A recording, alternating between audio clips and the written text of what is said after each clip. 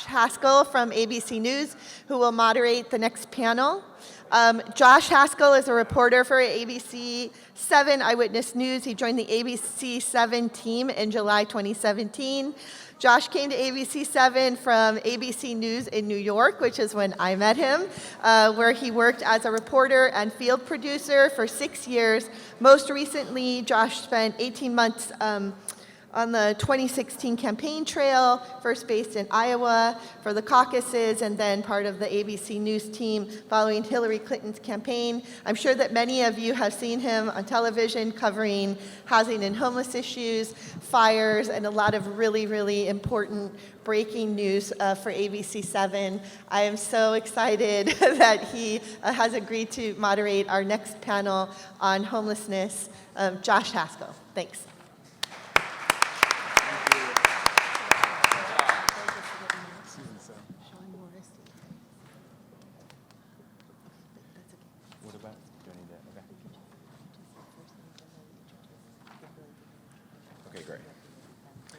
Thank you so much for being here and really appreciate this opportunity. And it's, I think, great for all of us, and especially those on the hearing board, to hear from people who are experiencing homelessness, have experienced homelessness, because it's really something that impacts all of our lives. And I think, sadly, people are starting to ask, will we be able to solve this? Because it's just such a complex issue. Can we do this? And so I appreciate having an event like this, and Housing is a Human Right, for organizing this to restore hope and to strategize and listen so we can work together to solve this. So, and feel free to find me before or after. Always really enjoy doing stories on all the complex issues in this city in Southern California, cover homelessness, multiple times every week. And I'm very open to hearing your different angles and trying to cover all sides, as that's really important to us at Channel 7. And so let's get started with some of our introductions, and we will start the conversation. So some of these people were on the last panel. You already, of course, know Kevin De León. Good to see you. Thank you so much, Council Member, and Senator Ben Allen, State Senator Ben Allen. Of course, Council Member Mike Bonin. And Lindsey Horvath. Haven't interviewed you in a while, but thank you so much for being here, of West Hollywood. And Lindsey serves as the mayor of West Hollywood. She's been an advocate for rent control and affordable housing in the city of West Hollywood, as well as the rights of the unhoused. She is a board member of the National League of Cities and a champion for women's rights. So thank you again for being here, and it's always great to have a mayor along with our council members, as 88 cities in LA County. Every city's different, and it's great to have that perspective. So next, I'm going to introduce those who are testifying today. Sheriff Villanueva is not on the panel? I'll ask Susie Shannon to respond to that. I have no comment. So first off, Melvin Tunstall, unhoused, Skid Row. Do you mind raising your hand? Thank you, Melvin, for being here. We have Renee Grace Rodriguez, an attorney with formerly unhoused. Thank you, Renee. We have David Bush Lilly, unhoused, Los Angeles. We have Suzette Shaw, not sure if she's not here yet. Sean Morrissey. Sean Morrissey is with Union Station Advocacy. He is the director, and he's formerly unhoused. We have Sam Simbaris. Hey, Sam, thank you for being here, founder, Pathways to Housing. We have Ann Miskey. Thank you, Ann, for being here. And then we have, I believe, two representatives, one from the Midnight Mission, one from People Concerned. And I'm not sure if they're here yet, but thanks again. And now that I've introduced everyone, I believe we're going to have our hearing board say something regarding homelessness, and then we will move to those testifying, and then a Q&A, so this should be very interesting. If you want to go first, Ben, why don't you take it away? Yeah, first of all, thank you again for this great coalescence of folks and perspectives. I guess I'm the only person on the panel now from the state government. There's been a major major budget allocation as part of our budget negotiations for homelessness in this year. $8.5 billion in new funding for critically needed homelessness programs.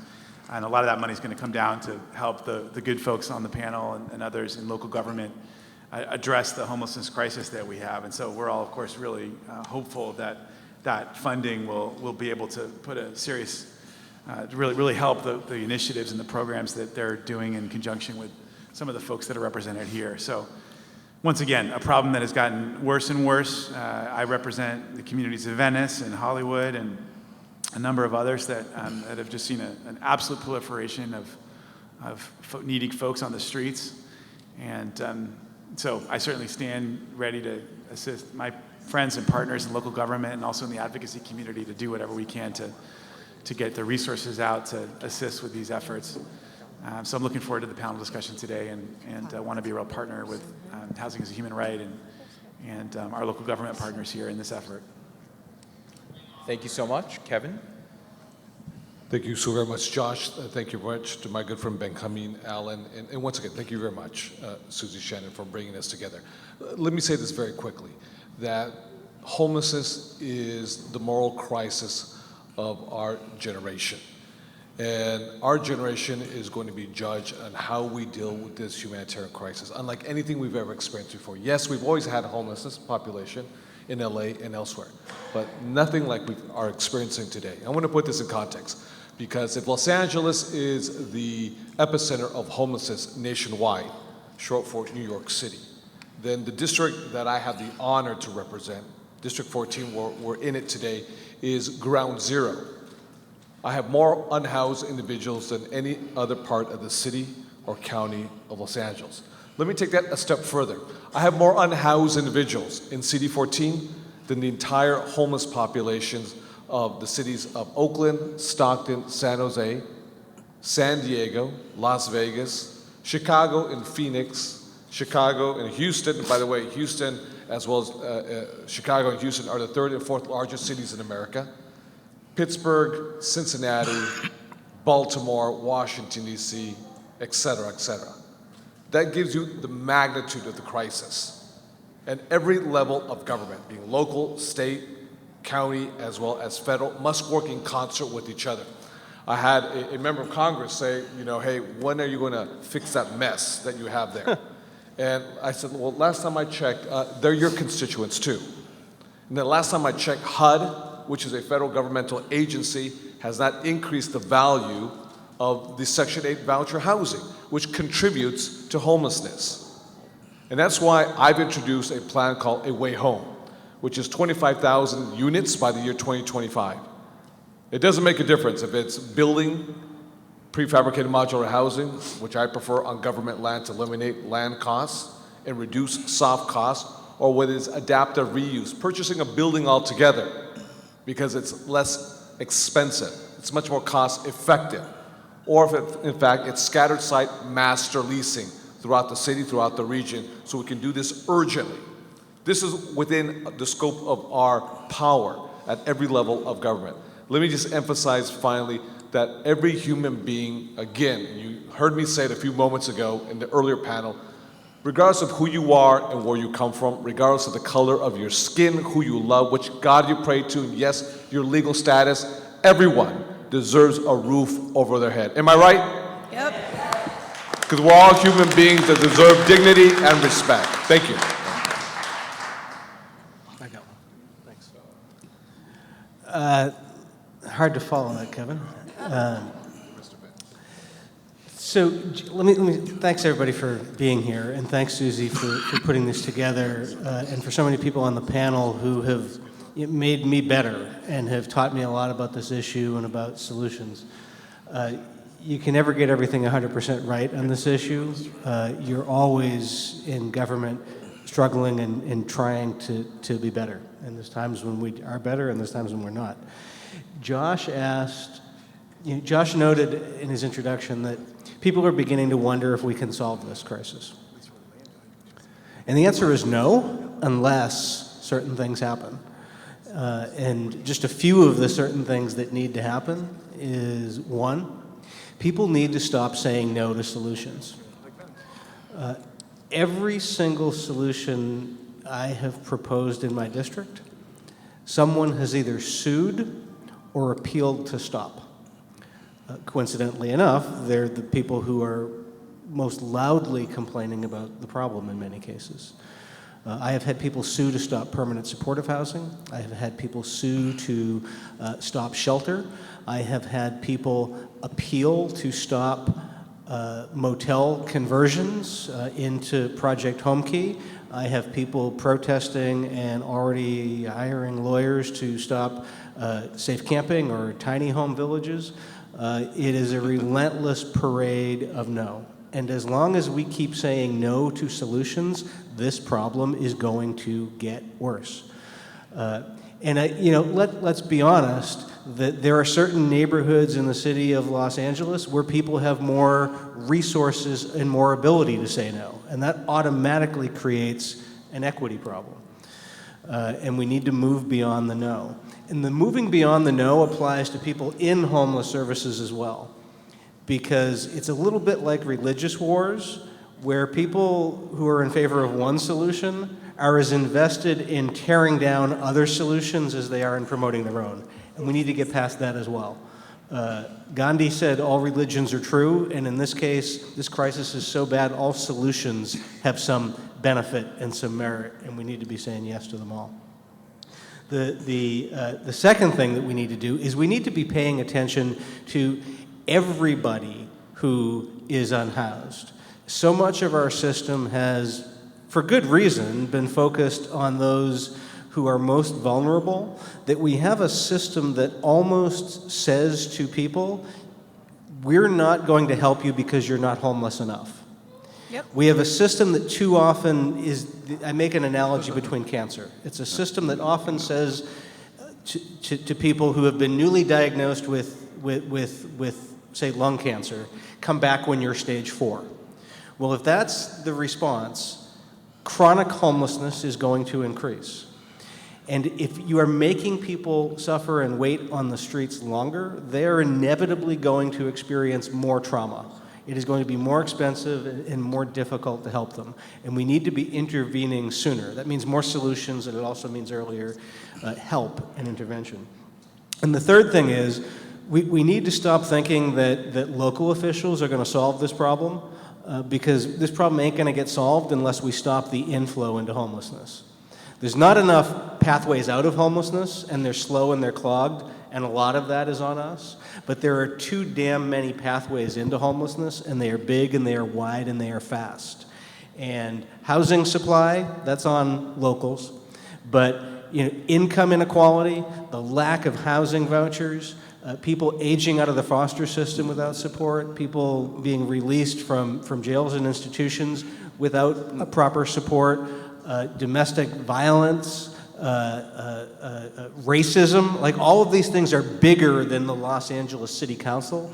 And unless we start dealing really structurally, significantly with the inflows, we ain't going to solve this problem. Because no matter how many people we house every day in Los Angeles, whether the interventions are the best ones or not, no matter how many people we house, more people are becoming or returning to homelessness every day. And that's just not sustainable. So until we fix those three things, and I'm sure others as well, we're not going to solve this crisis. Thank you, Mike.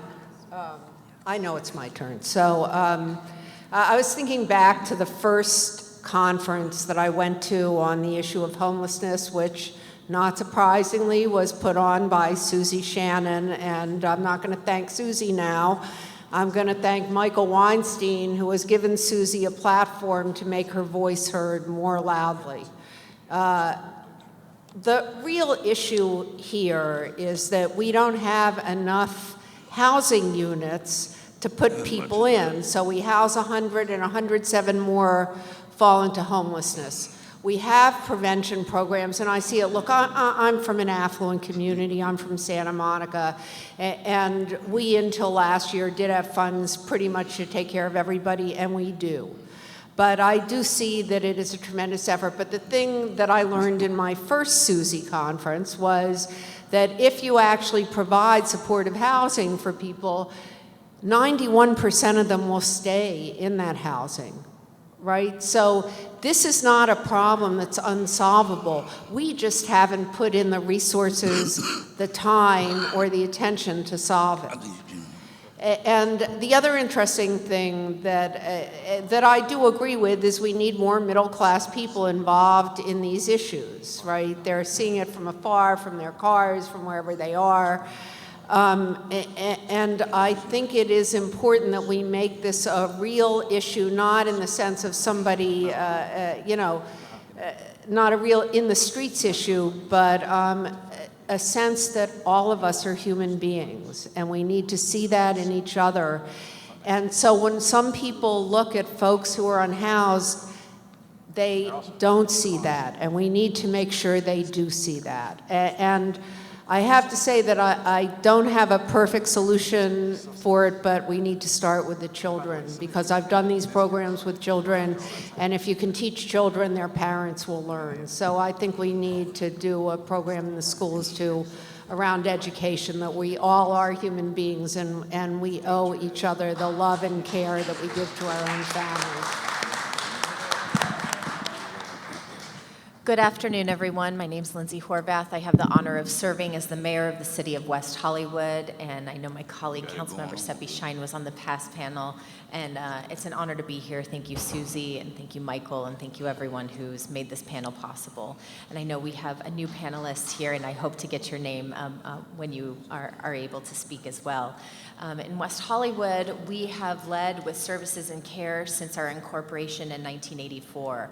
We've always dedicated a percentage of our budget to services and care on top of what's been provided by the county. So this whole idea that what's happening now at the county level is radical to lead with services and care for people is just not true. It's what we've done ever since we've been a city and even before then, because we lead with our hearts and compassion. We treat people as people, not problems to be solved. And our approach to homelessness in our community is intersectional. We have to look at it from the many layers, the very many complex layers that contribute to what has now become an epidemic throughout the region. And most importantly, we need to meet people where they are, rather than expecting to create some centralized hub of services that people have to come to. We need to bring our care, our resources, and our expertise to people wherever they are. When people are met with those resources, it's amazing what sort of transformational opportunities can happen, but we have to reach them. We can't expect people who are struggling already to find their way through what can often be an unintelligible system to find those resources and answers themselves.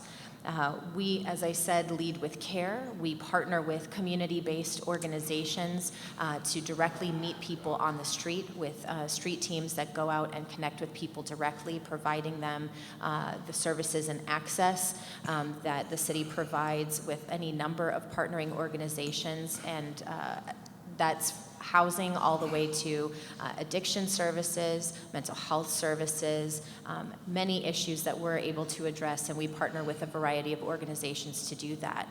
For issues of community safety, we lead with clinically trained social workers that we as a city pay for to meet those moments with people who are going to get people into care and support, rather than jailing them and creating a criminal record for people simply for the tragedy of being homeless. And unfortunately, we have heard from our sheriff that the solution that he provides is placing people who, but for their circumstances, must now go to jail and being criminalized simply for being homeless. And that's simply not only wrong, it's immoral.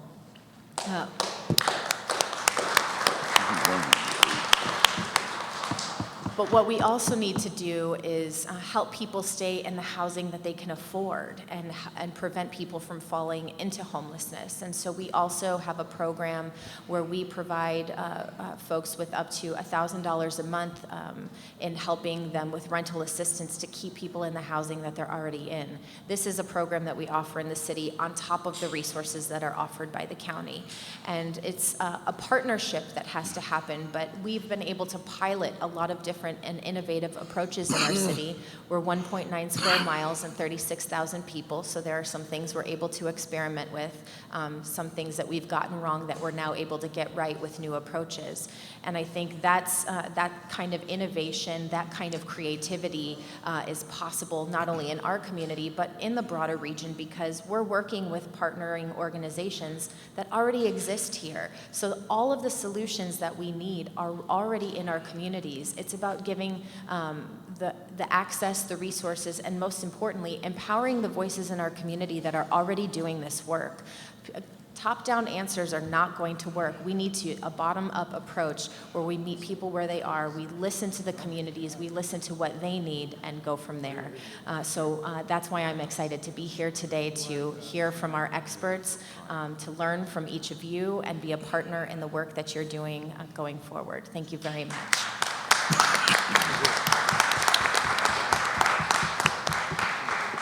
Thanks, Lindsey. And joining those testifying, Suzette Shaw, welcome. Skid Row Ambassador, formerly unhoused. Melvin, why don't we start with you and we'll go down the line. Susie Shannon, I'm surprised you could put anything together like this. This is pretty good. I mean, you know, Susie, we met her a few months ago and everything, and she's been really good to me. And she put it together in like 10 days, by the way, She did a very good job. As a matter of fact, she knows this is a step. Just to sit here is a step up in the world for me, because I stay in a tent downtown LA, and I'm not, you know, impressed. Now, the LA mission, excuse me, not the LA mission, maybe the LA mission, but I don't have experience. I have experience with the Midnight Mission, the Union, the housing. They all are a bunch of nuts. I got to be honest with you. That's exactly what they are, a bunch of nuts. They got these dope fiends, okay, on the staff board, okay, and then I'm not a dope fiend, but they treat me like I'm a dope fiend because they was a dope fiend, and the whole thing about that dope fiend is they clean. That means they haven't been involved with, but they still got that desire. Now, when they still have that desire, they become very rude because that's their way of trying to get that high that they still crave for, okay? So, as I mentioned, the SSI, they're a bunch of nuts. I got so much evidence that this whole United States of America is a bunch of nuts, with a few exceptions, okay? And you look like Nancy Pelosi sitting there. I thought you was Nancy. No, you. I know she was. Baltimore. Yeah, but anyhow, I'm still in a, you know, I'm comfortable. I mean, I admit, it's not I don't do homeless well. Understand this. I'm more of a domestic type person. Okay, I'm, you know, forced to, you know, because of whatever circumstances, but I surely don't do homeless, you know, very well. I got to do it because that's the situation. And food is not even a problem, to tell you the truth. I eat well, I only have an appetite. Okay, there's plenty of food going on. Plenty of food. And sometimes only so much food going on, I don't even eat. Okay? Here it says, housing is a human right. That seems more political. It should be housing is a human necessity. That should read that. So change the right to necessity. Okay? Yep. Thank you all very much.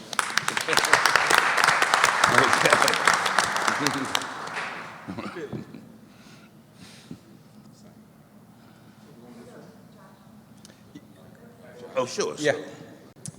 Thank you so much, Melvin. All right, next up, Sam, go for it. Okay. Melvin, thank you. Refreshing. It's an honor to be here, and thanks, Susie, for organizing. Got to sit closer to the microphone. Haven't been in an in-person meeting for about a year. It's like none of us have. It's not Zoom. You know, it's just a little bit about my own history. I've been working in homelessness since the 80s, 1988, in New York City. And all of that time, my work in homelessness has been working with people who are on the street. I'm a clinical psychologist by training, so with people with mental illness on the street. And For several years, we were running an emergency service in a van, taking people from the streets if they presented a danger to themselves or others, and brought them to Bellevue Hospital. And sometimes we wouldn't see them again, which meant something happened that was good in the discharge planning, but often we would see them again on the street. And after a lot of failure like that, when we saw the repetition, we decided to turn over the decision-making authority not to the clinical experts in the van, but to turn it over to the people who were homeless and going through this cycle. So when you talk about a bottom-up approach, this approach that we eventually was called Housing First started with asking people what it was that they wanted and what made sense to them, and we quickly got to housing as a necessity, as an urgent necessity, not treatment, not sobriety, not, follow the rules and the rest of it. So that was the beginning of that program, and now, some 30 years later, I can tell you that this program has been implemented not only throughout the United States and Canada and Europe and Australia and New Zealand, but there have been randomized controlled trials that show that this approach to working with people who are homeless is between 80 and 90% effective in ending people's homelessness. It's not about giving them a home only, it's also about providing a lot of support services on the follow-up. It's housing and supports, it's essential. So why, and the thing about it, the effectiveness is that it's not just a program. I mean, there are countries now that have solved chronic homelessness. Mostly they're Scandinavian, Norway, Finland, Netherlands quickly approaching. But there are also communities right here in the United States. Milwaukee County has 0 on chronic homelessness, Bergen County, New Jersey. We have our very own demonstration here in LA, the Housing for Health program with Brilliant Corners and the Department of Health that does a tremendous job in getting people who are frequent users of emergency room services into housing, very much a housing first approach with follow-up. So we know how to do it, but we haven't done it, and I actually, it's been 40 years, and I find it strange that all the time when the media covers homelessness, it's talked about like an emergency. Something that's been going on for 40 years is not an emergency. It's a chronic, well-established structural problem, as some of you have already said. So what's keeping us from solving it? What are the structural problems? I think if we look to last year and what happened between last year and this year in addressing the pandemic is an instructive lesson in what can happen in homelessness. Under the last administration, we were incredibly divided about what to do with COVID-19. Is it real? Is it not real? Is it the science? And then other people like, of course, you have to do a vaccine, you have to do preventive measures. And people were dying at tremendous rates through all of that disagreement. And now we have an administration where everybody's on the same page. The vaccination rates are going up. It's calmer. We know what we're doing. It's based on science. I would argue that why we haven't solved homelessness is exactly why we were doing so poorly with the pandemic, because we don't actually have agreement about what to do with homelessness. And I don't think that all solutions are the same and of equal value. I think that we have a homeless industrial complex that is built on shelter, transitional housing, board and care, keep the beds full, very similar to the prison system. You keep the beds full, and you are not getting people out of homelessness. You are keeping providers growing their shelters and at every other program. It's well-intentioned, but it's not working. It's a failed idea. So the idea would be so it's not really about interventions. I think solving homelessness is about our own values, our own personal values and our values as a society.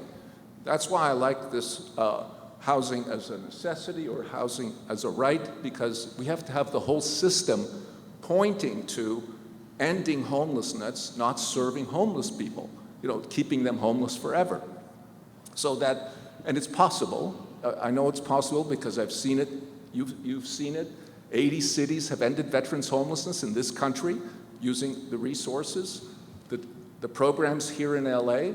The question is, can we build a consensus that has a vision that we all buy into that points to ending it, not serving it? If we have a program like Housing First that is 80 or 90% effective, why don't we do what we did with the pandemic?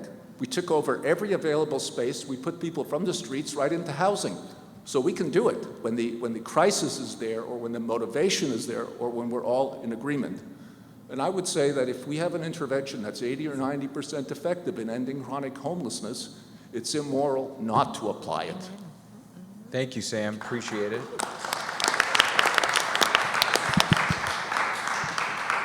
Renee Grace Rodriguez, attorney, formerly unhoused. Good afternoon. Thank you for allowing me to come and speak to you today about my lived experiences in homelessness and how I got out of that to where I'm at today. And I thank you for listening. And I ask that you listen with your heart, because I'm going to speak with my heart what I lived. 3 out of 5 women in this country are sexually assaulted by the time they're 18 years old.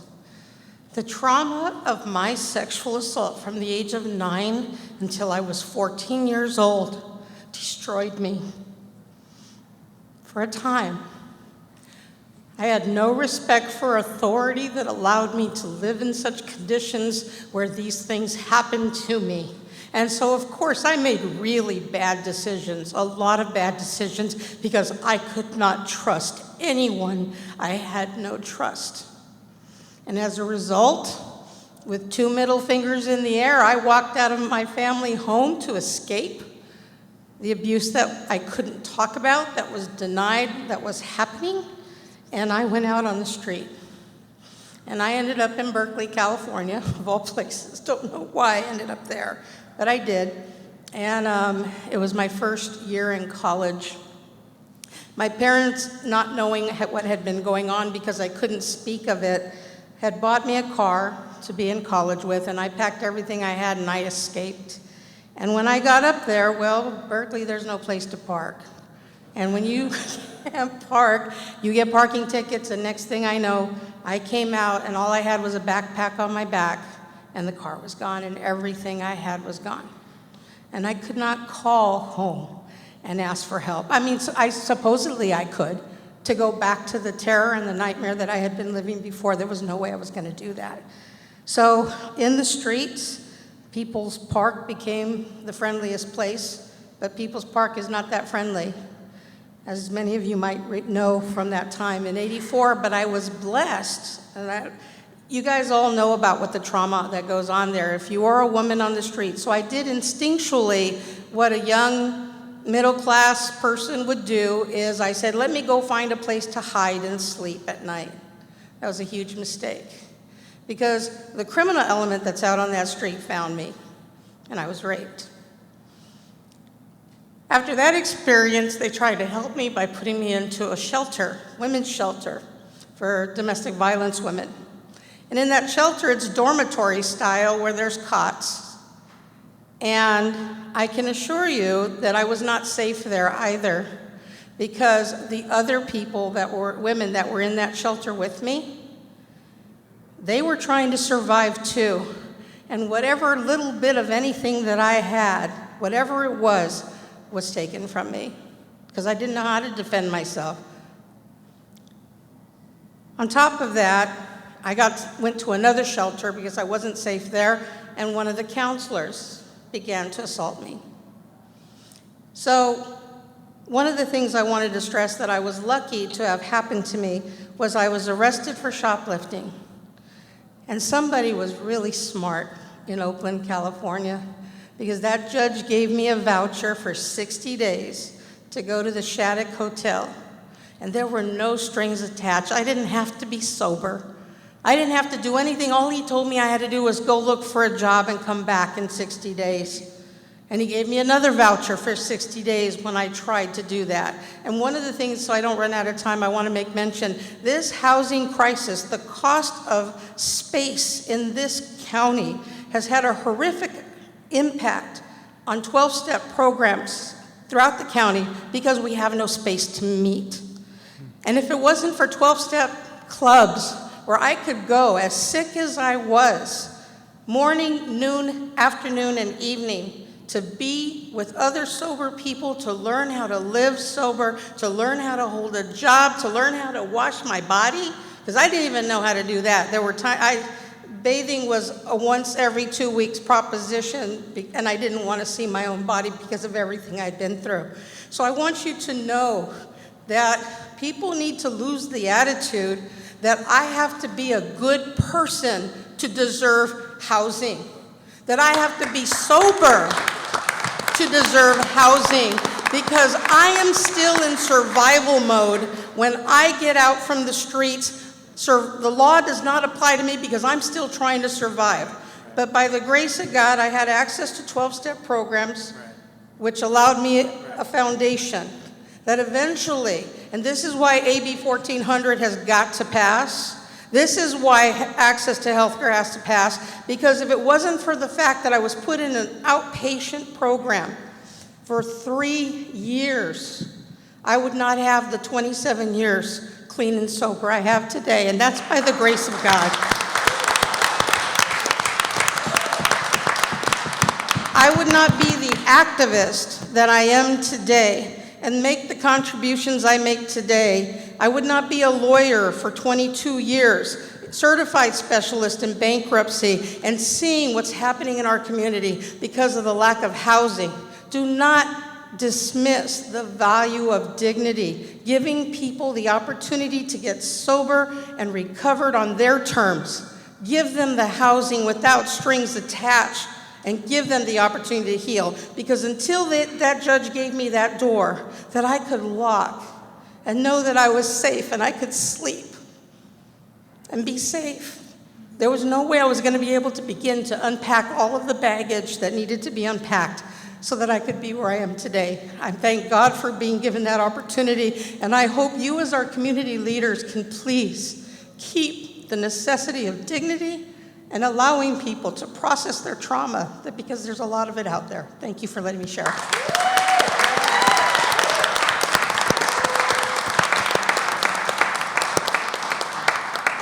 Thank you, Renee, for sharing your story. Suzette?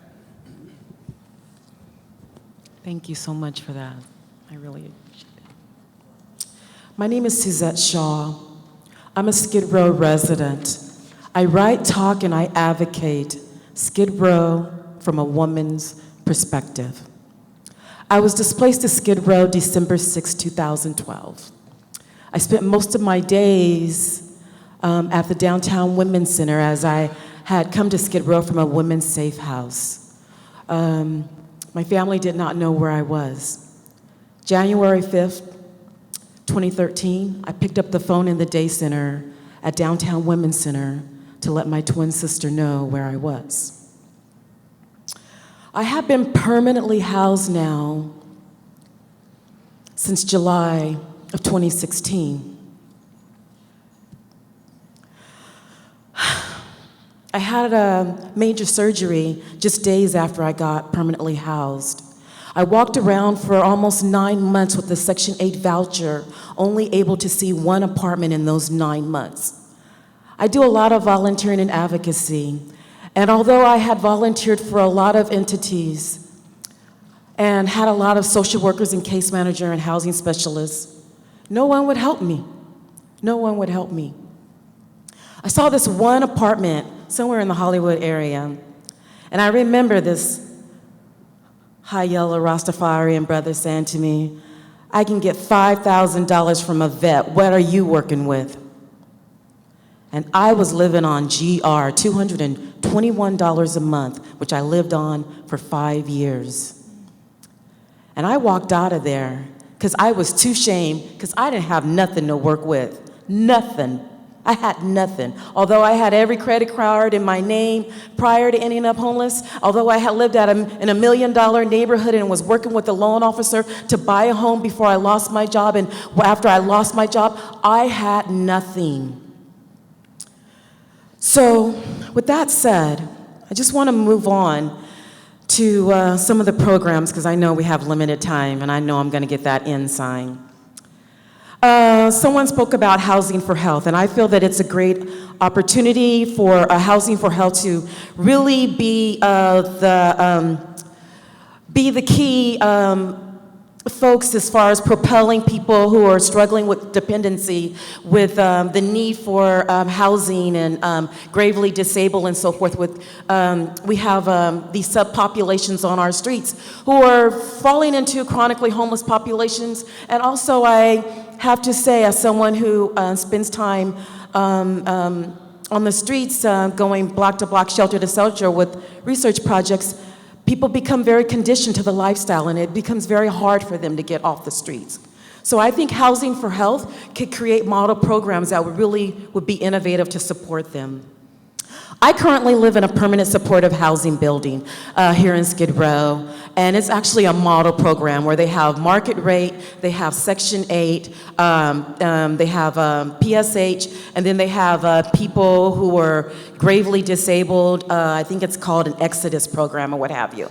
What I have noticed is that personally, I feel that there's too many people lately that they're transitioning into permanent supportive housing who are not ready, who really need to be more in a transitional housing program and really need to develop social and other skills so that they're ready to move in, to be in a housing setting with other residents and neighbors so that they have the proper skills to know what it means to be a neighbor, to pay your rent, to keep your apartment clean, to really develop those skills before they're moving on into permanent supportive housing. I want to move on to the fact of Judge Carter's orders. And I want to move it on to, I got to talk fast. Judge Carter's orders, and an interview that I recently did with NBC Universal where Lester Holt interviewed Mayor Garcetti. And he talked about the parcel that you all own where they paid $5 million for 39 homes, approximately. And I remember Lester Holt looking at the mayor and saying, $5 million? Really? And the mayor was like, yeah, but we own the parcel, so, you know. But what he didn't get is $5 million for freaking tiny homes, where I ended up spending a night all on the internet watching tiny homes being built all over the world. The crazy, amazing things that they're doing with $5 million. That they could do with $5 million for tiny homes. And people were doing on parcel in New Zealand and Australia and so forth, where the land is like crazy, stupid, expensive. You all are missing the point here.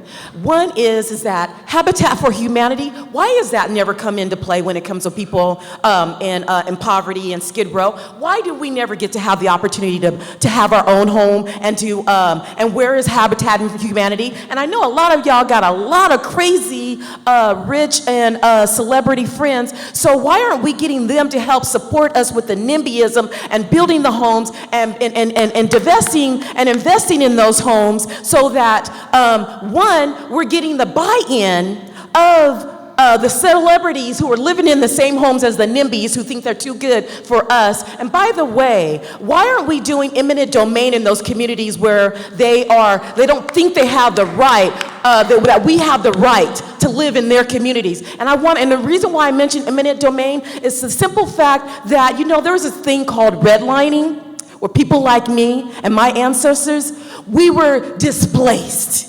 And we weren't given the equality and the equity, even when we should have had the right, even when our ancestors were building in those communities, even when today there's still historical land that our ancestors built on and these communities, even here in Skid Row and downtown, where you all right now are trying to rezone and allow for high-end developers to come in and build in Skid Row, right in the midst of people living out on the streets. And I want to tell you about some folks who are your friends. Estella Lopez and folks, you know, LACPC, when I had my Section 8 voucher for almost 9 months, they came around and they did an interview with their developer friends and their architects and so forth, and they had some land in Skid Row, and they were going to be building in Skid Row. And they made a point of letting the people know. And these, the LACPC is a meeting that happens every month. And it's with executive directors that run the nonprofits, and Minsky, you know, and it's with the mission leaders and so forth. And they made a point of saying that, you know, we've already talked to LAPD about the people who are living out on the streets. And we need your help with moving them from off the streets into shelter. And we know, this is what she said, we know that we're gonna have to have a talk to the people who move into this building, because we're building for people who work in downtown LA but can't afford the high-end trendy lofts. So we need your help to move them in. And you know, and I kept raising my hand and you know, she said to me, can you just wait until I'm done? I waited until she was done, and I let her know. I said, I want you to know, I'm a black woman who lived in Silicon Valley for almost 20 years. 20 years. I got displaced from Silicon Valley. I got displaced from my hometown. I was the one who commuted 2 and 3 and 4 hours a day each way. I was that person. And I ended up in Skid Row because I had no other place to go. So you let whoever you think has the right to come into our community know that this is our community. And they are no better. And they will live right next door to us. They will live right next door to us. Thank you. And that's what you all have to understand about the issues of equality and what it means when you talk about reparations, what it means when you talk about pulling, and when you're talking about setting aside $1 billion and Judge Carter's orders. This is what we're talking about. I know I've taken up too much time. Thank you. Did David Bush? Well, I thank you for taking up the right amount of time. My name is David Bush. I've been homeless for 20 years in Los Angeles and sleeping on the sidewalks, including on Skid Row, for 6 years. Santa Monica for 5 years, where I was named one of the leading volunteers of Santa Monicans for Renters' Rights and named by the Los Angeles Times West Side Edition as one of the 100 most influential people in Santa Monica. And all I did mainly was help organize a food line and make sure that people who were waiting for the rain shelters in Santa Monica didn't have to wait out in the rain just to get a ride to a rain shelter. And then more recently, with the cooperation and help Mike Bonin and I together a few years ago about one of the best programs to Los Angeles. Attended toilets. Why did we have to wait for 30 years in Los Angeles to get a toilet that a woman could go to at 10 o'clock at night and not have to worry about getting raped? Well, a little bit of the experience. Most recently at Echo Park and now in Venice. We're everywhere. And somebody said to me, David, don't you want to get housed? Yeah, I want to be housed. I want to be the last housed person in Los Angeles, because what kind of person is sitting in a bed tonight, especially a man with an ability, with a brain, with muscles, with hopes and dreams, and looking at a woman or children or people who were faced a lifetime of oppression, racial or sexual, for their identity, are out on the street still suffering tonight. Yeah, I want to be housed. I want to be the last homeless person in Los Angeles. I want to be able to look around and say, we've solved the problem. And until that problem is solved, many of us, not just myself, like many of us at Echo Park, we're going to say our solutions are in the parks, our solutions are on the beach, our solutions are in tiny houses. We're not shelter resistant. That's a lie, and that's a lie that's being perpetuated in too many places. We're shelter aware. And so in terms of what we can do here today, I'd like to shift from talking about that introduction to a little bit of what those solutions we have to do. First of all, we have to reframe this issue. The Buddha said the second most important thing in life is to form a good intention. It's how we look at these situations, how we frame them, that either leads us to an answer or leads us to division, leads us to polarization, leads us to fighting, leads us to pointing fingers and blaming one another. All of us have something to blame. All of us have should point the finger at ourselves and say, what can I do? So we all have a chance to have a finger pointed at us, and the first finger should be us pointing that finger at ourselves. And we should all listen when somebody points a finger to us, as Mike often has done with me, and say, I'm ready to listen.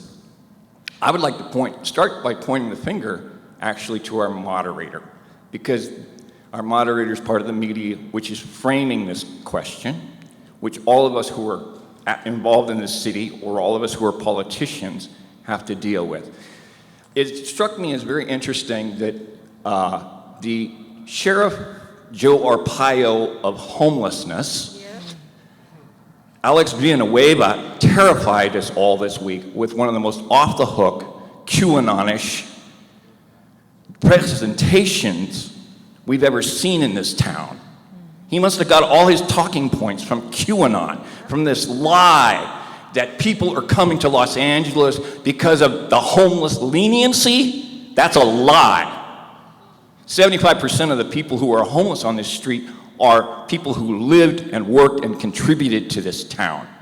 And the lie is not that homeless people are lazy. The lie is what we've been talking about all day long. The solution to homelessness is home. And it is a necessity. It's beyond a right. It's the foundation of our humanity. And so again, it struck me as very interesting that our Joe Arpaio of homelessness started out his presentation by clip after clip from Channel 7, Eyewitness News. Danger, violence, stabbings in Venice Beach. Talking to all the NIMBYs, the gentrifiers, the haters that sue for every solution, and not asking one single homeless person with the same equal time for all of those shows where you hype the danger on Channel 7. What homeless people have to offer, what good and critiques we have to say about the house people and the programs we're being put into. And it doesn't surprise me, because we're talking about an outlet that gets all its money from home builders, banks. You know, what's their contribution to the problem of homelessness? We have a media framing problem, and you guys are feeding, and you've been feeding into it for years. Not just Channel 7. Let's talk about Channel 4, the representative that was here earlier. Streets of shame. These are ways of attaching hate words, shame, disgust, to people. You know the power of that. You know that. Do you want to respond? Go ahead. This is not the right place for me to respond, but thank you so much for talking to us. And I would just say that we, along with other stations, but I know Channel 7, we're really focused on solution stories. And I toured the bridge housing facility in Venice that Mike Bonin has been a big part of this week, and interviewed 2 members of the homeless community who are waiting on housing, and told their stories, because I do agree that at times, sometimes in the reporting, it's very focused on politicians and not actually hearing from homeless It's focused on if it bleeds, it leads. who are not if it solves a problem. So I would say we're really focused on I don't want to get off. solutions, I don't want 'cause to use all my time up Yeah, but debating we- with the we- guy we- who's going to frame this tonight by editing my I would comments. just say that Please as be media, quiet at this we point. wanna be a I part want to of the thank solution. you first for being here, and I thank you, and I want you to know my heart goes out to you. I respect you. I hear good intention, but this is an honest critique. Okay, you have a right to defend your station.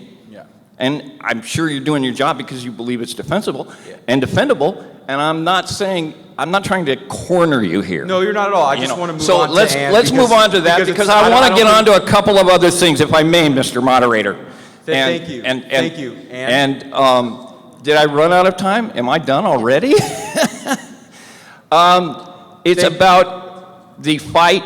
The framing is about the fight between equity, which we have created a culture where everybody seeks their value and their worth is in their home equity, versus equality. And as long as we're living in a society where you have people who value human rights and people who value property rights, we're going to have a dialogue, a dialectic about that, but that dialectic and that dialogue is way out of balance. We need more equality and less emphasis in this society on home equity, except for those who've been denied it for generations. I'm going to just end by one solution. I'm going to propose one solution, and that is everybody who's in public housing, we learned this lesson in the 60s. Public housing, if all you're doing is paying rent, you are not building generational equity. All our public housing solutions going forward have to give equity so that people can build up generational equity by participating in the public system, whether it's the public school or the public housing. Thank you, I'm done. Thank you. Anne? Thank you so much. It's an honor to be here, and it's an honor to be with all of you who are the true experts, so thank you. Homelessness isn't the problem. Homelessness is the result of the problem. It is the things that we have created as a society that are driving people into homelessness and keeping them there. Today I want to talk about just a few things that I think we can do that really get to some of those conditions that create homelessness. And some of it is going to be very much a repetition of what you've heard and actually what all of you spoke about earlier. One, it has to be a pathway to permanent housing. I've seen Los Angeles switch back to this idea that it is about shelter and getting people off the streets. Of course, shelter is important. Of course, treatment is important. But we cannot lose the focus on permanent housing, because that is what people need and what people deserve and have a right to have. It is about permanent housing. We need to clear the pathway. We need to clear the pathway because the hoops and the barriers for people experiencing homelessness are tremendous, as are they for the agencies that try to help. My agency spends as much time on compliance and contracts and paperwork and bureaucracy as we do out there trying to help save people's lives.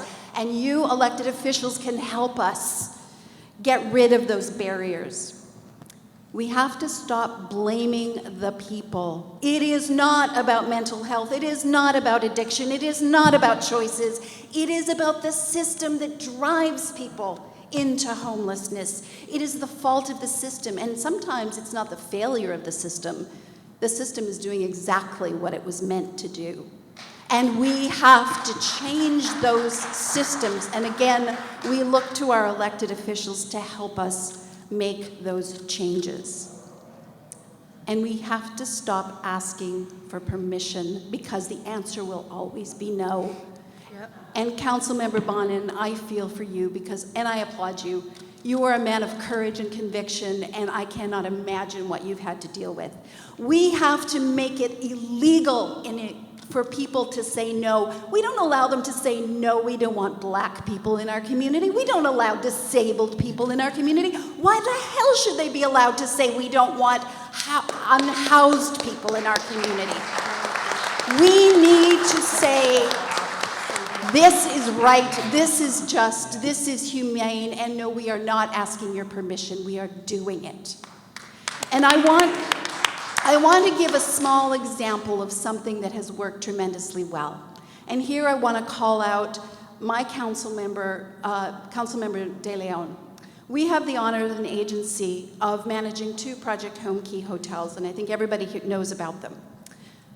It was a success story. In 3 months, we took 2 encampments, and all of those people, 100 people, were housed successfully. There was no police presence. There were no demonstrations. Why? Let me tell you why. Well, again, it was about permanent housing. We told people this is about getting you permanently housed. Secondly, the council member and his staff, the city staff, helped us with all the barriers. We would run into some bureaucratic nonsense. We'd pick up the phone. Those things were solved. We got to do it. Within weeks, we had people housed. People were treated with respect and dignity. They were treated like adults. We didn't put all sorts of barriers and rules and say, we're going to check you and we're going to ask you this and we're going to search you. We said, you know, there are consequences to your behavior, but you're an adult. We're going to treat you that way. and welcome in, and they all came in. And again, the council member was out there getting to know these people, talking to them, treating them like human beings, and worked together with us. And finally, we didn't ask the community for permission. We damn well just went and did it. We did it. And let me tell you, I live in El Sereno, and I can tell you next door lit up like a Christmas tree. How dare they? How dare the council member? How dare the city do this? Oh my God, crime, blah, blah, blah. The encampments were gone. Things were peaceful. People were happy. Now you look at next door. Thank you, council member. Thank you, Union Station. And what I loved were the people on next door who said, thank you for helping those folks. And now business members in the community, volunteers come, they work with us, they help us. It was a success story. It can be done. It takes courage. It takes changing the system, working together, and again, listening to the people who have lived it, treating them like adults and listening to them, and then we can solve the problem that is causing homelessness. Thank you.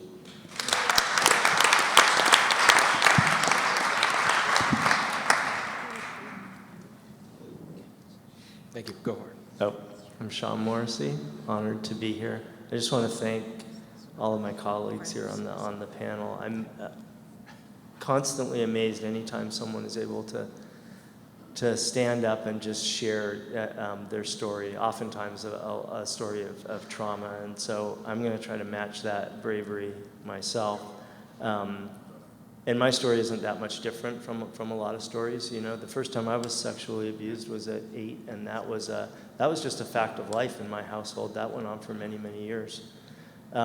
And then later, you know, I spent almost 27 years addicted to substances, the majority of that time as an IV drug user and heroin addict, and became homeless, largely because of you know, a lot of the systems that we're talking about not being in place to catch those issues before they turn to homelessness.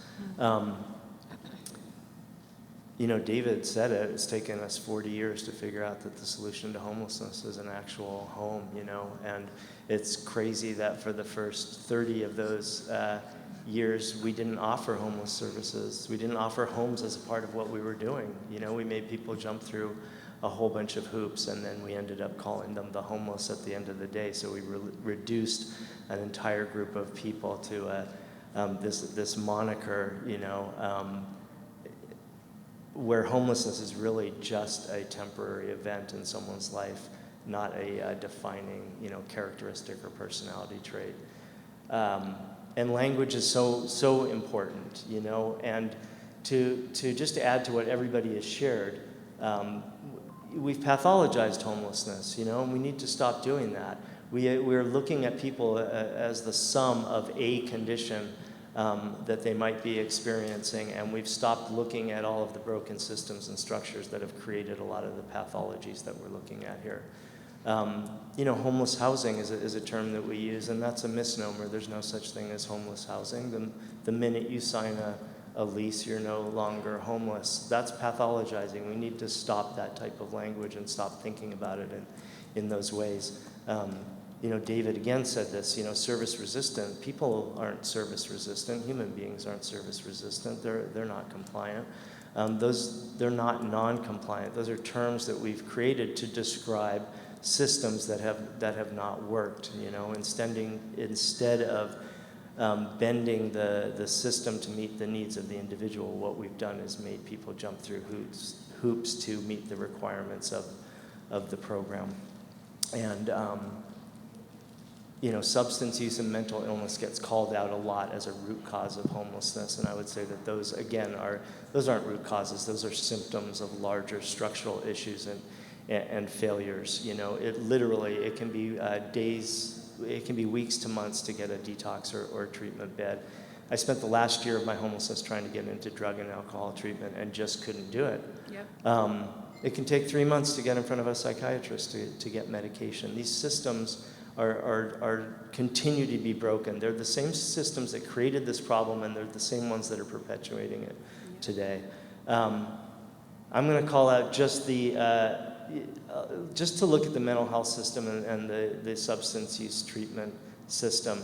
We talk a lot about kind of going back to this old model of forcing people to get help before they can kind of earn their way into housing, and that is the exact model that grew these numbers to what we're seeing today. And it also presumes that we have a model in place that can not only absorb those numbers but treat them effectively, and that just doesn't even exist. We don't have anything like that. So when we're talking about the help is there if people would just avail themselves of it, they can get it. That's a lie. It's not true.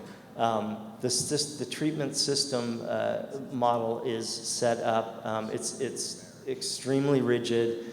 It basically punishes you for the very thing that qualified you to enter into it, and it's not set up to treat people with challenges and complexities of the type that we're seeing today.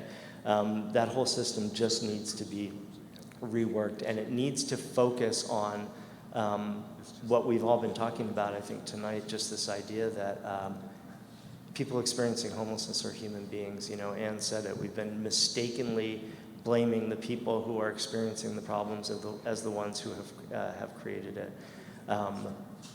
For those solutions that Mike Bonin talked about, we have to believe that the people that we're moving toward those solutions actually deserve to have that. And you know, as Kevin said, to be able to see people as the human beings they are, stop looking at them as a problem.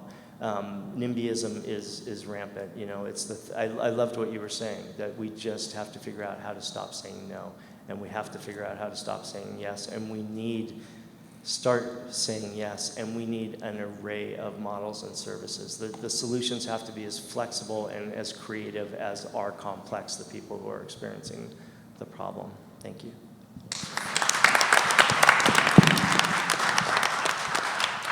Thank you, Sean. So right now it's time for our question and answer.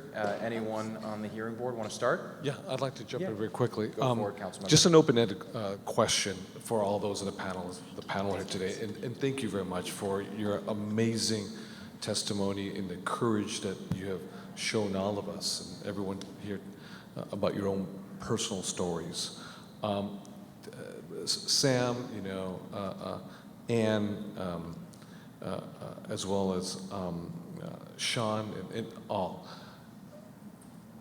If you're unhoused or homeless or a person experiencing homelessness, however we want to define it, potato, by definition, you have no house. You have no roof.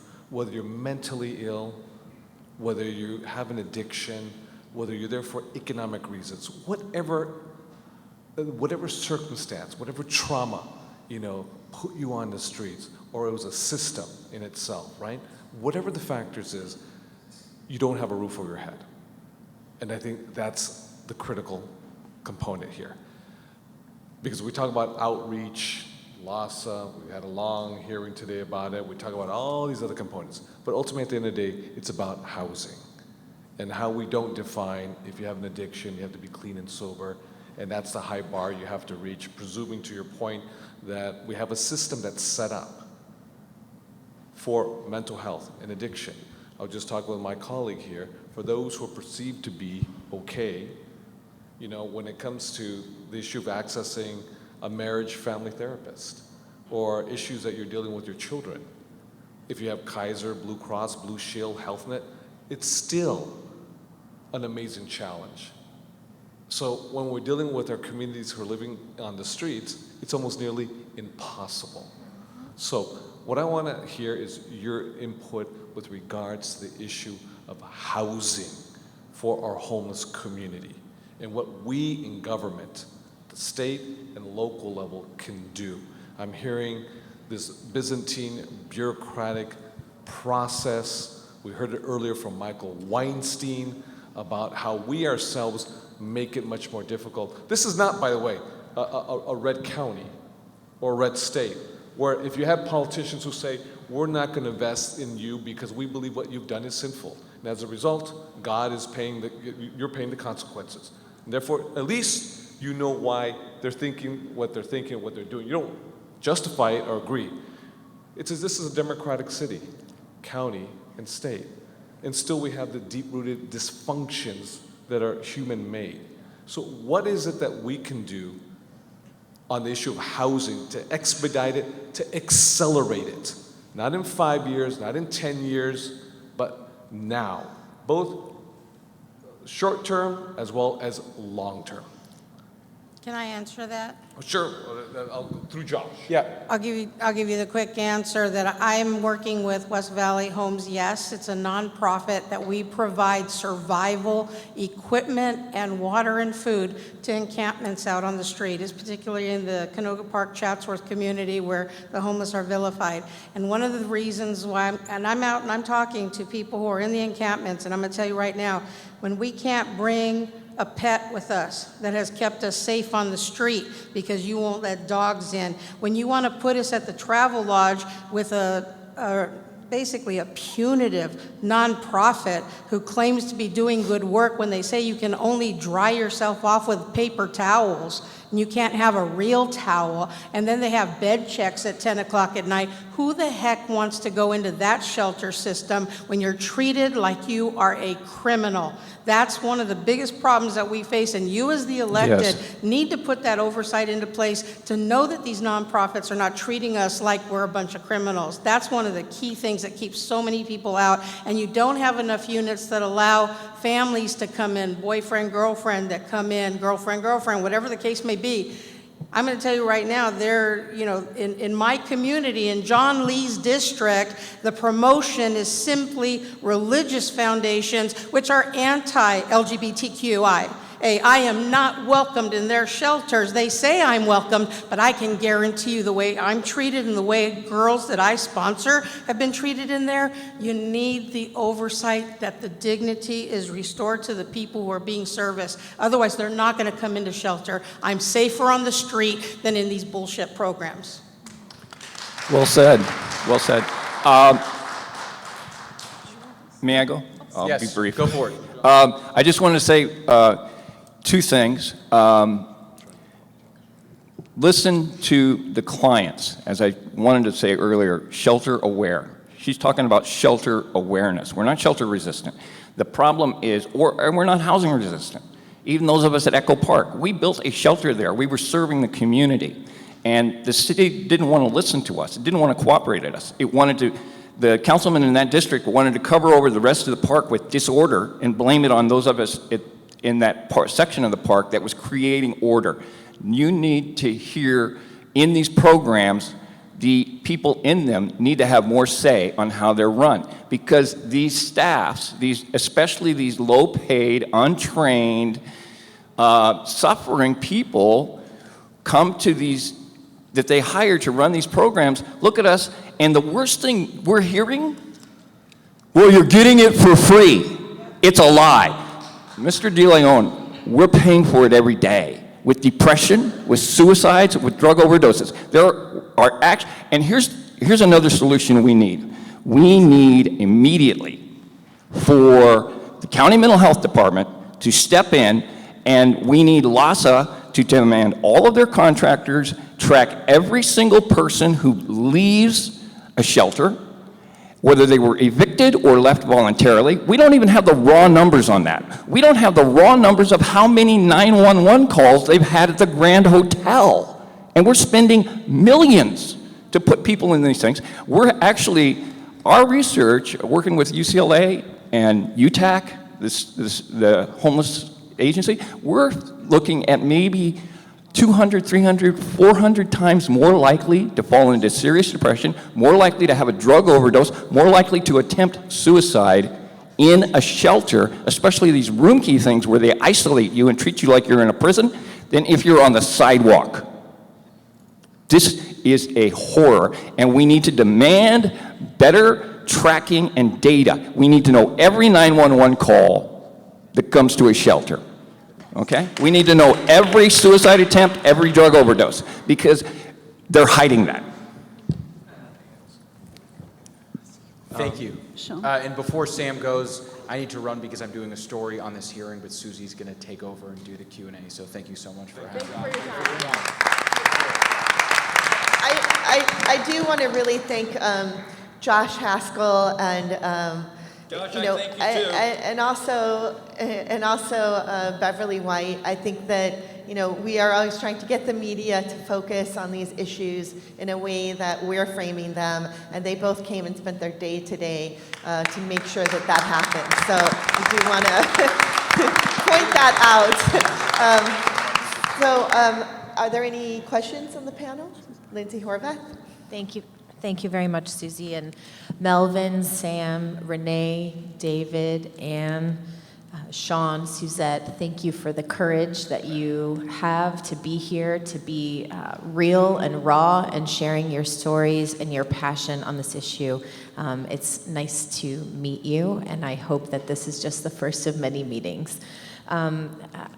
I think about the work that we do, and if we are able to serve those who are most vulnerable, most at risk, and put them in the center of our work, that everyone will then be served by the work that is done. And so I think it's sort of fitting that we have here Suzette and Renee, who have shared such really important experiences, the trauma that you have experienced, the violence that you have experienced, and how it begets everything else that you experienced is not lost on me, and I hear that very powerfully. And being women, people of color, LGBT, these are the people who are most at risk, and we often create systems that are modeled after male standards, cis male standards. And so I wanted to hear a little bit more from you about how services can be cultivated in a culturally competent way to serve your unique experiences, and how you might advise us to think differently and more diversely about how we can be of service to people who are seeking service. Mind if I speak? Thank you. May I call you Lindsey? Yes, please. Great. Lindsey, thank you for that. I want to say that, from what I understand, so I was doing some volunteer work with First Lady Garcetti a couple of years ago, and I remember going to an event and someone saying that the city, county had started recognizing the needs of DV survivors about 5 years prior, and this was like a couple of years ago. So basically within the last decade, we've only really started to really actually recognize the issues of DV and women displaced into the streets. So for instance, for myself, when I came to Skid Row from a women's safe house in 2012, John Kelly, who's now retired from LA Mission, he brought me here, but what they were finding that there were more and more women fleeing to the streets, and they had nowhere to put them. And so this is before the CES coordinated entry system, right? So what they were, I remember hearing John Kelly say over the years that it would take him 2 to 3 days to find a bed for a man, and that same bed for a woman would take a minimum of 2 to 3 weeks. And so I was one of many women who ended up in a bed on the backside of a man's program, a veteran men's program. And the dudes would let us know, our dollars run this SHIT up in here, yeah? So like we get to run whatever is happening up in here. And so this is then how basically the long story short of history in Skid Row, and why now we have an overabundance of women, unaccompanied women who have been displaced into poverty and homelessness, who also run the intersectionality of domestic violence and trauma survivors, including myself. So SB 678 is a bill that recognizes the fact that we have 53,000 women in our state alone who are unaccompanied survivors, women living on the streets, women who are walking this world alone. And I'll tell you this, just to finish up. When I first got my mental health diagnosis at DMH when I first came to Skid Row, my mental health social worker with her master's from an Ivy League school, she gave me, after doing a bunch of testing, she gave me my diagnosis there at the front window. And I went and I sat in the lobby with it. And there was a word on there, labile, L-A-B-I-L-E, and I'd never seen the word before. I went up to the window, and with the plexiglass in between us, I leaned down and I asked her, what does this word mean? And she said, basically, you're a drama queen. And, ooh, it hit me right here in my gut. Because even though I didn't know what the word meant, I thought, ooh, she doesn't like me, she's not gonna help me. And I'm absolutely right. It took me over 2, maybe 3 years to get her removed from my caseload, even though I went through all the proper paperwork within the county several times over. But the system, her coworkers, her colleagues, her supervisor, I met with all of them. I was the problem, not her. They didn't want to ruin her record, but it was okay to ruin me. And what I would later learn was that that word meant that I go from one extreme to the other. That, to me, in essence, is a trauma survivor. So if you're trying to show humility and compassion and meet someone where they're at, you would say, you've been through a lot, and I want to help you. Will you please trust me to help you? And then you will do the work to build that trust. That's where the system is missing. Thank you. Okay, one last question. Councilmember Mayor Himmelrich, sorry. Whatever my name is. It doesn't matter. Thank you. I want to thank you all for being here and how moving your testimony has been. It really has made a difference, I think, to all of us. But my question is pretty boring, sorry, but important, and that is, do you all have any ideas about how we can increase the production of housing so that we can actually end homelessness? Yeah, we have a 17.5% commercial vacancy rate in this city in some very beautiful high-rises that could very easily be converted into housing, single units, shared kitchen areas that people could get into right away. That's a quick conversion, but why don't we do that? Because those buildings are owned by very wealthy people who pay a lot of campaign dollars to the right people so that legislation doesn't happen, and that needs to change. And the city county owns a lot of land that they need to use. I'm all for that, yeah. I also believe that you should put the cream of the crop first, okay? In the home, you start with the cream of the crop. The dope fiends, they go last. They in the back door, they go last. But the cream of the crop, people that got a driver's license, such as myself, people got, the cream of the crop stuff. You know what I mean? Something that show your credentials. You understand? Who got a bank account or something. You know what I mean? Show me something, okay, to show that you are a cream of the crop material. Therefore, we will get you a place. I think the root of the problem is this, the public housing that was decimated 40 years ago, we never built it back, so the question is how. And, I don't know that there's a conversation at the federal level, but it has to be a massive kind of solution.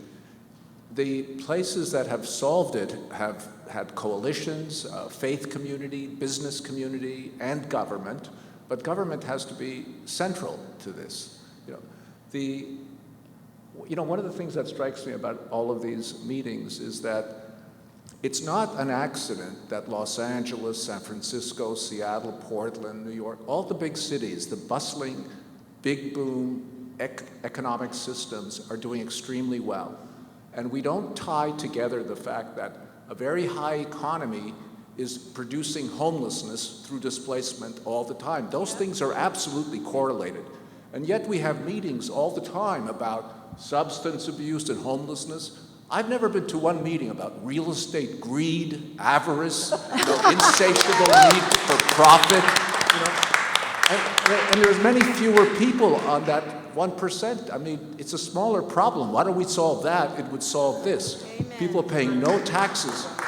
Why can't we have a real estate tax at a municipal level or somewhere where every new build also contributes to a supportive housing or a public housing build? Just tie those things together. But it needs a massive, intervention, not under the same homelessness tent. We have to bring in the industries that are benefiting from this. Yeah, thanks. Possible.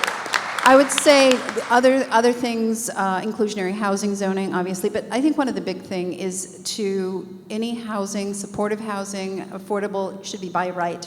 And again, it takes the pressure off of elected officials and all of the folks who are screaming and yelling at you, and takes that away. And so that's where the state and the feds can come in to say, no, I'm sorry, it is by right that we do this. And the other thing I'll just add to that is we need to really push Congress to get universal vouchers, and that increase the value of those vouchers so we can go out and get scattered site apartments, because in many ways that's the best solution for people. So I think it's a variety of things to do, and we can do it, but we need, again, everybody to come together and make these things happen. Susie, can I add one thing too?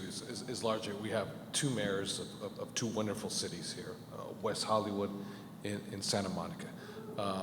Myself, representing the largest homeless community in the United States of America, here in CD14, City of LA. We've had a couple of state senators here, good friends, Ben and Henry, and my friend Miguel Santiago on the Assembly. But largely untouched in this debate, this topic, are the members of Congress. And I've said time and time again, you can debate about the framers of democracy all you want, in the House of Representatives, but that doesn't pay the rent at the end of the day. And that's why they have to be engaged, and we're not talking about members in Indiana or Louisiana or Texas. We're talking about our own, which we have the largest congressional delegation in the United States of America. HUD is part of the federal government, the executive branch, and they have not yet increased the value of voucher aid housing in the most immediate way of housing folks, short of capital costs. You need land costs, architectural fees, designs, mechanical engineering, and so forth, is scattered site housing, because of all the vacancies that we currently exist today, that we could easily move folks from the streets into apartment housing, within the next few months if we increase that value rate. But I just want to say we need our partners in Washington, D.C. to start doing their work in the U.S. Senate and in the House of Representatives. Yes. And if I can just add a slight piece, what I think we can do locally is we can create some funding to incentivize landlords, because what we found, we work with over 200 landlords and we haven't lost any of them. And we house some of the most vulnerable people in their apartments. But because we have some incentives and because we provide really excellent service, they love us. Because if they have a normal tenant that causes a problem, they have nowhere to go but the courts. In this case, they can come to us. So we need also locally more that we can offer landlords in the county. Can I just say that you all, and I know I'm being very broad stroke with that, so just, pardon me. But I just noticed that in the years that I've lived here in LA, that developers seem to be very much in bed with elected officials. And with that said, it seems like they get a lot of tax incentives, like to build in CD14, and never really held accountable to the needs of really poverty and homelessness. And maybe that's because of the linkage fee, which maybe that needs to be re-examined. Yeah, I think, and just by the way, for your information, I just got here 6 months ago, okay? So Pardon? I just got here 6 months ago. I got you, bro. I got you. I know who you are. I just want to make sure.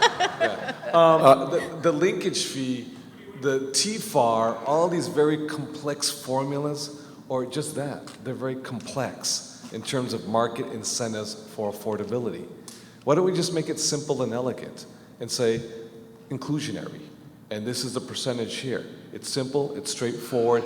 The developer himself, herself knows exactly what you expect from them if you're gonna do mixed, affordable housing. Then that's separate from the 100% affordable housing. But we make it overly cumbersome and complex. And always, at least it's been my experience, you may have much more experience than I do, but when you sit down and negotiate across the table, it's always like, it just doesn't pencil out for us. We can't do it. It doesn't pencil out. But we have no access to their numbers across the table. So we have no clue, if we're in a position of strength in terms of bargaining and negotiating for affordability. It is absolute lunacy in local government, from my experience in this short term, of how this has been going on for years, if not decades. And this is what you get as a result. You get a supercharged, on steroids, market-driven, where you have such a surplus of vacancies, yet you have such a surplus of people living on the streets Yeah. today. So look, But with that guys, said, isn't it ironic that they want to come and build in Skid Row, but yet with all these surpluses that they have, there's no vacancy for a Suzette Shaw to go and live in one of their surplus buildings? Isn't that ironic?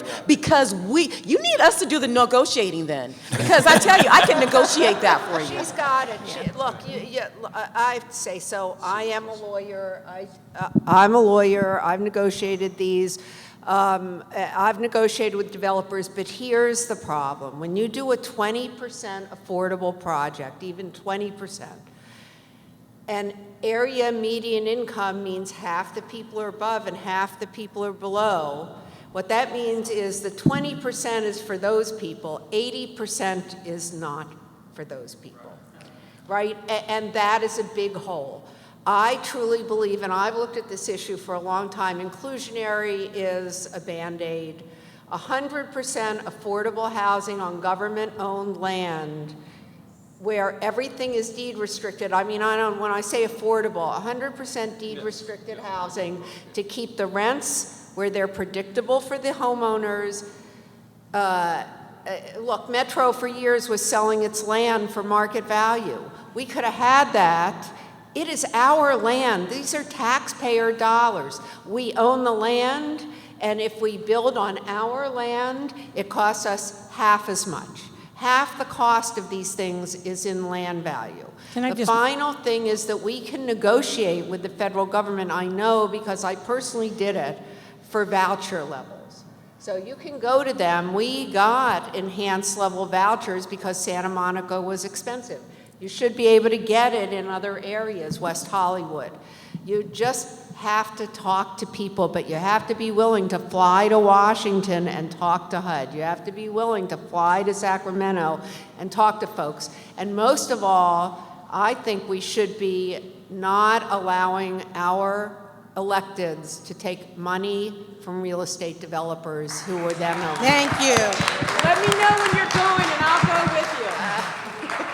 Can I just make one comment as well? Be careful with those land trust and having, because the tradition is ghettoizing those areas. Everybody knows what that community consists of, who are the people in that community, and it becomes a real problem. We did away with the projects a long time ago. Let's not go back to them. Well, so I think the land trusts are something that work in some, it wouldn't work for us because of our high land costs, but I know that they have a working one in Koreatown in areas with lower land costs. I think land trusts can work, but everybody who's in them has to understand that there's no upside at the end. In other words, you aren't building equity really in a land trust, you're building community. If people, and this is part of the problem with single family homes and the things we talked about the last time, and that's something I haven't figured out yet. But the one thing I do think we need to start figuring out is whether we should only allow people to sell homes, real homes, to natural people and not to corporations. Thank you. All right. On that note, we are literally going to lose our microphones because our AV team, who has, I'm so thankful has stayed this long, was supposed to start breaking down, and they have a team here. So with that, I want to thank everyone for staying as long as you have, for our panelists, and for the people who came to testify today. We're going to do a quick group photo right in front here, so just stand right there, and the photographer here is going to take a photo. Thank you very much. It's been a great end to the day.